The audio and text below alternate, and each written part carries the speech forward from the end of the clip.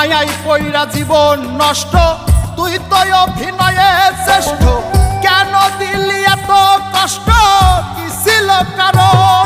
আরে ও হো বন্ধু রে, মায়াই পইরা জীবন নষ্ট, তুই তো অভিনয়ে